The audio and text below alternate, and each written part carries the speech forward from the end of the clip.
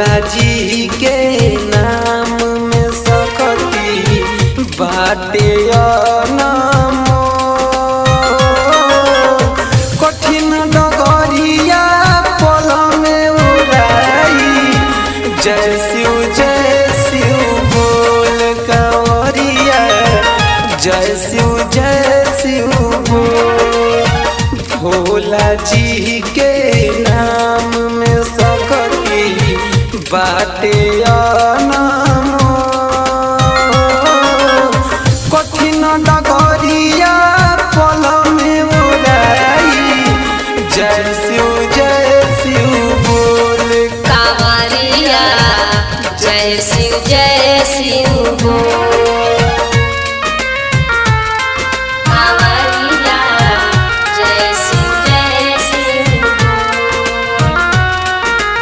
प्रेम से बोली बाबा बैजूनाथ की। कांवरिया जय शिव बोल। सारा जीवन के पाप तोहर कट जाई हो महादेव के कृपा तो पे पड़ जाई हो कांवरिया जय शिव बोल। सारा जीवन के पाप तोहर कट जाई हो महादेव के कृपा तो पर पड़ जाई हो पूरा उमरिया शांति से बीती रही ना कवनो झोर कठिन डगरिया पल में मुराई जय शिव बोल कांवरिया जय शिव बोल। कांवरिया जय शिव बोल।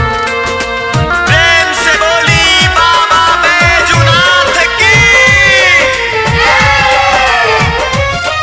कांवरिया जय शिव बोल। नहीं भूख पियास रहिया में लागी मतलबी मुकेश अशोक भाग तोर जागी कांवरिया जय शिव बोल। नहीं भूख पियास रहिया में लागी मतलबी मुकेश अशोक भाग तोर जागी राजा सदाम कही भगती के बड़ी बाटे सुना